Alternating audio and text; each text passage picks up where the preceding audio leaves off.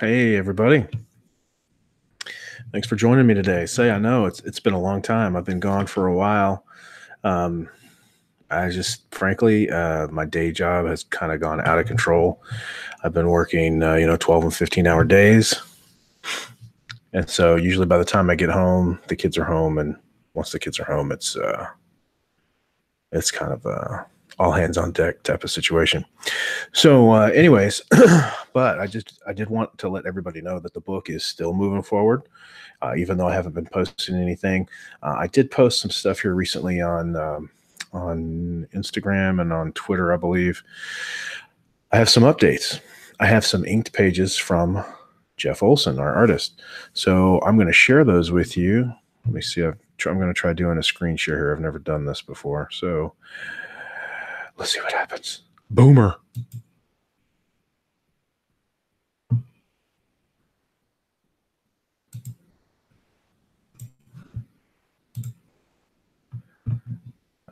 Can you see that?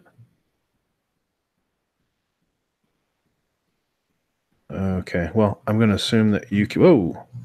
All right, so here we go. This is, here's page one here. So it's all inked and ready to go. So the story, I'll tell you a little bit about the story here. We're going to address why, what has been happening in this kind of 12-year gap since our last issue. And in our last issue, SBL and his friends defeated Megalith. And that's what the kind of beginning part of the story is going to be. So here we see kind of a, last time on SBL, kind of a recap, retelling of where it ended. So there's, Megalith on his throne on Easter Egg Island with his poison peeps. And we've got peeps of all flavors, peeps of all sizes, peeps of all colors. And his mission, of course, was to give everybody what we call the Megalith face right here. So then everybody will stop teasing him. Everybody will be the same. And I love this. You see the transition happening. Transition. You see the transition happening here with some of the characters as they go from the regular face to the Megalith face. I love that. That is hilarious.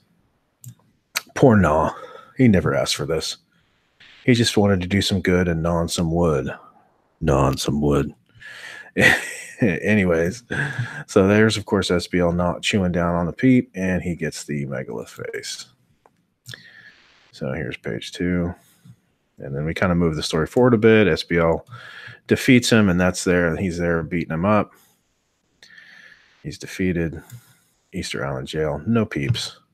No peeps for you 1 year.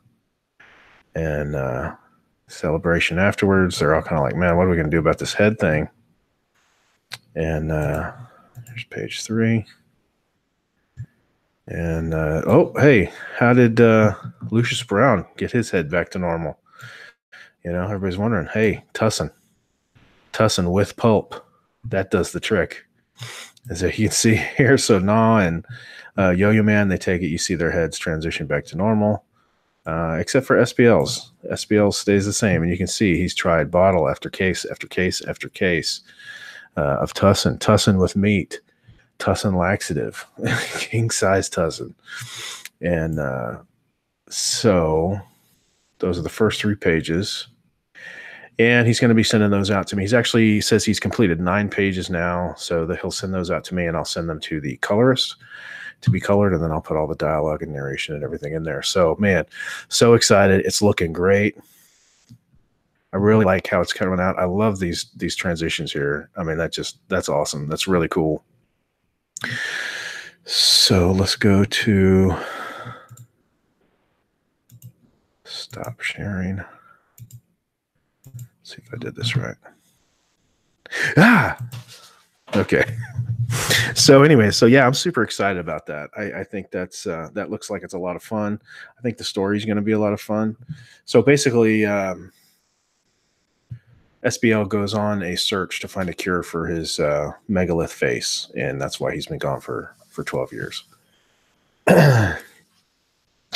but that's, of course, obviously that's not the whole story. So I don't want to give too much of it away, but I'll be showing more pages as we get them done. And man, once they get colored, I'm definitely going to show them. And I cannot wait for that. I mean, that's going to be so awesome to finally see these, excuse me, finally see these interior pages colored, because we've always done just the black and white, and it's been great. It's been cool, but this is just going to take it to a whole nother level. So fear not, we are moving forward. I know I didn't post for a long time. That's my fault. I've been super busy. I did post those pages on Facebook and Instagram, and as I said, I quoted from Superman, and now I can't, Superman 2. Now I can't remember the quote. Sorry I was gone so long. Won't happen. Won't let you down again. I think that was it, when he's returning the American flag to the White House. Anyway, so I'm going to try to, my goal is to be posting more. Also, speaking of campaigns, Gilbert Deltrez has a book he has a campaign for right now called Pistolera. It's on Kickstarter. And he also has another book, I believe it's on demand on Indiegogo. It's a book called Lair, and it's it's like a horror book, and it looks awesome. I backed both of them, and I really think you guys should too. I mean, he's a pretty cool guy. He's an indie creator, and I like, personally, I like the sounds of the stories that he's putting out there. I love Westerns. The Pistolera is about a young, I believe Mexican girl, who is raped by a local sheriff, and he kills her family, and except for her brother. Her brother is some kind of bandit or something, and she meets up with the brother, and he teaches her the, quote, way of the gun. And she seeks her revenge. And while she's learning how to be able to get her revenge, she finds out she's pregnant. So kind of several different layers there. It really reminded me initially of Kill Bill. Now, of course, Beatrix was not pregnant when she went out to seek her revenge. She was pregnant when she was shot. So, but it reminded me of that. And I said I reposted on Twitter, and I said it reminded me of like Kill Bill versus Hang 'em High. So anyways, check him out on check out his campaign. Again, it's called Pistolera on Kickstarter. And there's another one called Abductables. That's it. Now this sounds friggin' hilarious. Let me bring it up here. Michael Derrick is the guy's name. And so I'll read you the premise here. The Abductables is a 52-page one-shot comic book written by indie creator Michael Derrick and illustrated by the one and only Ibai Canales, I hope I pronounced it right, artist of the smash hit Indiegogo campaign Iron Sights.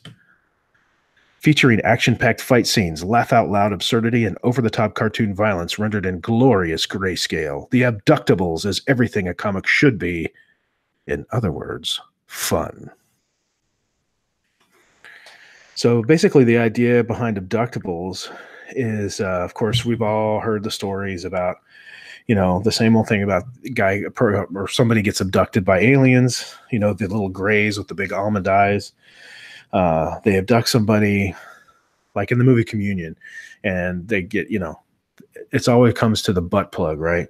I mean, they always end up getting probed or something. Well, so this go around, they've abducted the wrong guy. Okay, they've abducted a Arnold Schwarzenegger type of guy, and once they break out the probe, he's like, nah, not having it, and he just wreaks havoc on these aliens in the ship, and it absolutely sounds hilarious. I backed it. They are 86% funded. Their campaign is on Indiegogo, not Kickstarter, and they just need, let's see, their goal is 5,000, and right now they're at 4,304. So they got 12 days left. Go check out their campaign. Let's get them funded. And let me bring up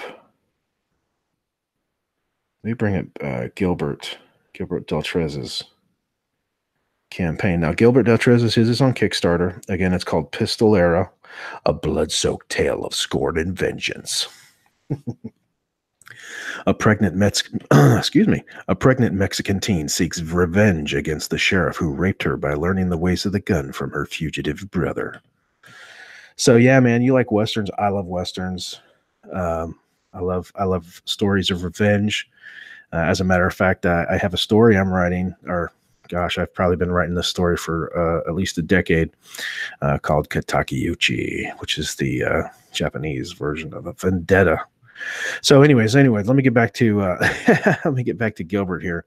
So again, Gilbert Deltrez, Pistolera is the name of the book. Campaign is on Kickstarter, and their goal is 4,000, and right now they're at $2,017, and with 9 days to go. So we really got to push these guys. So please visit these campaigns, back these guys. And as for whatever reason, I've kind of glommed onto this one line. Let's get this train rolling. Let's keep this train going for these guys. We got to support indie creators, people who are trying to make better comics than what's out there now in the mainstream. So let's do what we can to support these guys. They've got some worthwhile projects out there. Okay, so let's see. I've talked about the update on the book. I've talked about the campaigns that I'm supporting, and I have backed both of those campaigns. And now for a bit of an announcement. This is something I've been hemming and hawing about for a while now, about whether I'm going to do this or not.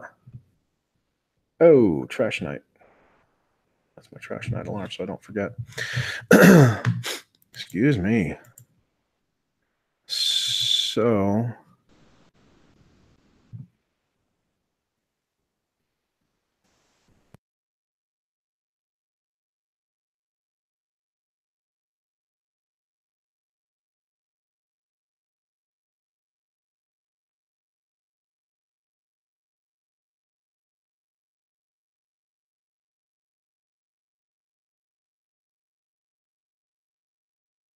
wow, sorry about that.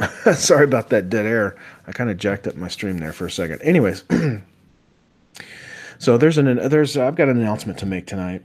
And look, man, I know I'm a low man on the totem pole, but it's something that I've been wrestling with, making a formal announcement, whether to do it or whether not to do it.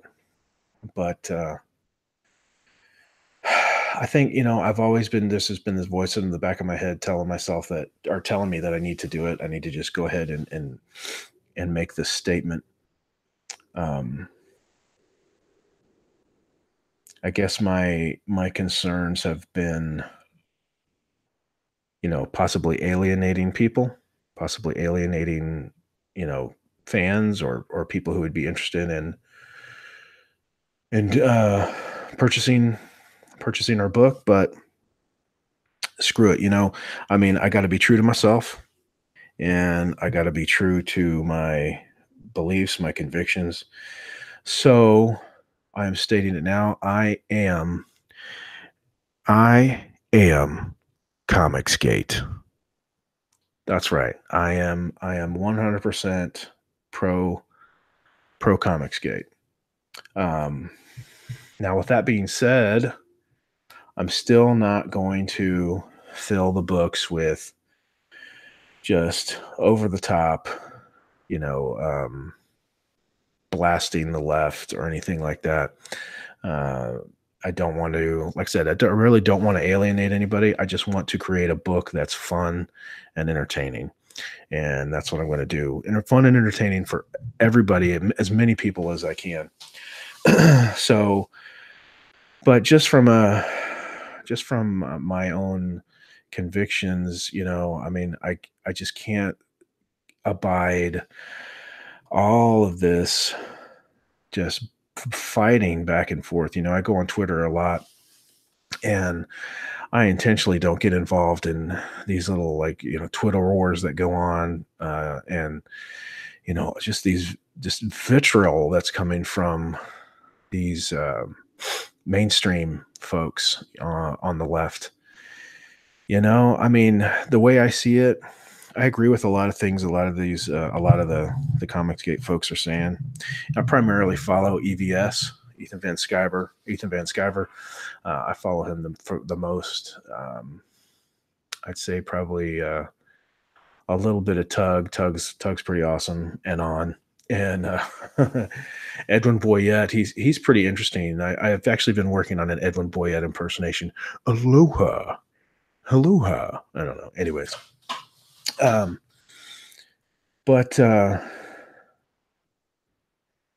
just from the standpoint of,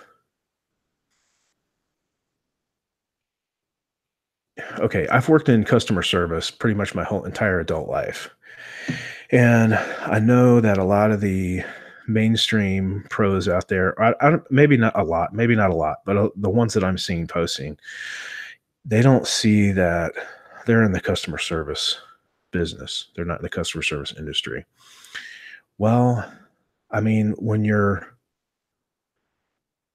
creating something to sell, you're selling it to consumers. Okay. So yeah, I mean, you may not be the salesperson, but how you deal with the people who are buying your product is customer service. I mean, how do you think fans are going to react if you're just a total ass to them? I mean, it's going to drive them away from your product. It's no different than a salesperson, because really you are a salesperson. When you're out there, whether you're at a show, you're representing whatever publishing company you work for. You're representing them. You're representing the book you're doing or whatever it is you're promoting. So people aren't going to want to buy from you if you treat people like crap. Generally. I mean, there's exceptions, of course. What the hell? So I'm definitely big on that. I mean, and it doesn't mean you have to kiss people's ass. You just have to be a friggin' human being, treat people with respect. And it helps, I mean, I've seen it firsthand. When we did these comic book conventions with our original run. I mean, we engaged whenever we did a comic book convention, we engaged customers. Okay. That was one of the big differences between us and the other local people who didn't do so well. Hey, there's always local people who did better than us. Okay. But there were people who didn't at cons. Let me reiterate, at conventions. And the people who didn't do as well didn't interact with people. And now, it wasn't because necessarily they were being jerks or whatever, but they were like severely type B, very shy. They'd sit at their table, say hi, and go back to doodling or whatever they were doing in their sketchbook. Anytime somebody came in front of our table, we engaged. Hey, how are you? Have you heard of Half-Ass Publishing? No. Have you heard of Some Big Lumberjack? Well, now you're going to. And we'd have humor. We'd try to making people laugh. We tried to make it a fun event. And you don't do that by being a jackass. And we sold. I mean, I remember the first big show we did. It was the Baltimore Comic-Con. Man, I don't remember what year it was. It might have been 2003 or 2004. We were nobodies. We were nobodies in Artist Alley, and we had a line of people at our table, and that was simply, and the only thing we were doing differently is engaging people and being charming and funny and fun and nice. And I think that's part of Comicsgate, man. That's part of what Comicsgate is about. It's about keeping. Look, here's another thing too. This is another thing that brought me to Comicsgate. Okay. I'm fairly conservative. I think I lean more towards libertarianism, but anyways, I'm not going to go into a whole diatribe about my political ideologies, but I'm a fairly conservative guy. I loved late night talk shows. Loved them. And I thought Stephen Colbert was fun. Jimmy Fallon was kind of a little too goofy. Loved Conan O'Brien. Wasn't really too big a fan. Anyways, you get the point. I loved late night television.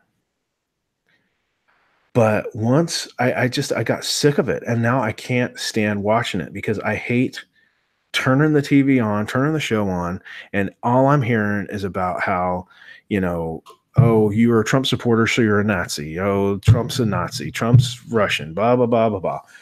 Conservatives are evil. Oh, there's the emperor. It's funny every now and then, haha, yeah, I can laugh at it every now and then, but every freaking night, every freaking show just slam down your throat about how evil, and I'm just sick of it, and I cannot watch it anymore. So when you do that, obviously you drive away consumers. In a way, that's customer service. You're driving away customers. You're driving people away from your base. And that's not what you want to do especially when you're selling a good. You want it to appeal to as many people as possible. And that's kind of what I see Comicsgate as. Comicsgate was kind of an answer to these books coming out saying, like America's evil, everybody white's racist, whatever, blah, blah, you're misogynist, homophobic, Islamophobe, whatever. So I saw Comicsgate as kind of an answer to that. It's like, you know what? That stuff doesn't belong in comics. If you want to put political stuff in there, be really good about it and make it subtle. Be subtle about it. And that's what they were. What comic books used to be. It was a subtle hint of something like that. So that's what made me kind of gravitate towards Comicsgate and stuff like that. And I really, really struggled a long time with whether or not I was going to officially declare myself as Comicsgate. And I knew my former partner was never going to go for it. And then once he backed out, I thought, well, maybe it's the time. But then the way the story was going, I want to change that up because like I said, I went a little too over the top. So I toned it down. And I thought, well, maybe this isn't the time. Well, I just can't take it anymore. I'm Comicsgate. End of story. Nothing's going to change about me, though. Nothing's going to change about the story. It's still fun. It's still silly. It's tons of pop culture references, making fun of superheroes. But I'm not making fun. There's no jabs at Barack Obama. There's no jabs at Hillary. None of that stuff. I'm not doing that stuff. I'm keeping politics out of it because, frankly, I'm tired of politics right now. And I just want it to be fun. And if I did fun with a political slant, it wouldn't be fun for half of the audience out there. And that's not what I want to do. So that's it, gang. That's what I got. So thanks for joining me. I hope you enjoyed it. Hope you enjoyed those new picks. Once again, please go to Kickstarter and back Gilbert Deltrez and his campaign for Pistolera. Go to Indiegogo and back The Abductables. So thanks for joining me, everyone. I'll keep you posted as more stuff comes down the line, and I'll catch you next time.